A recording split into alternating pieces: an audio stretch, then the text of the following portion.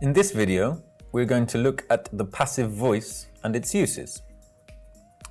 In English, we can use the passive voice when it's not known or important who does an action or process, or maybe we just don't care.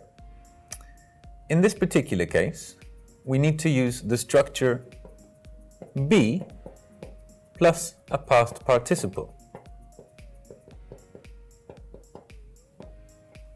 Remember that some past participles are irregular, so you will have to learn them by memory. To give you an example, we can put the passive voice in any tense. To start with the present, we could say, many cars are made in Japan. Here, we have our verb to be conjugated in the present simple, and then we have our past participle. We could also make this sentence negative, and we could say, many cars aren't made in Japan.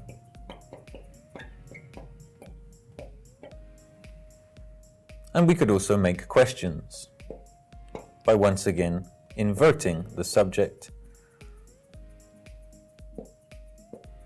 and the verb.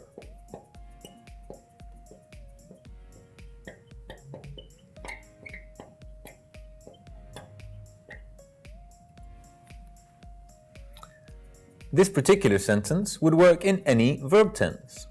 Let's try and put it into the past. All we need to do is modify here the verb to be. So in this case, many cars were made in Japan.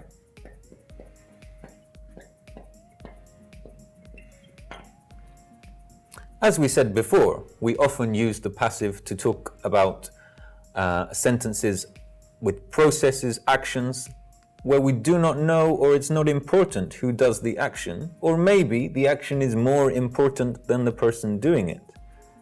In this particular case, if we want to add the name of the person or the company who is doing the action, then we can use the word by at the end of the sentence. For example, many cars were made in Japan by Suzuki.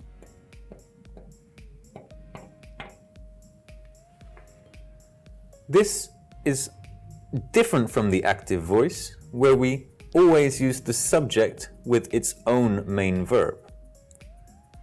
Really, the active sentence here would be Suzuki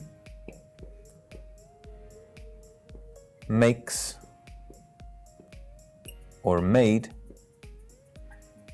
many cars in Japan.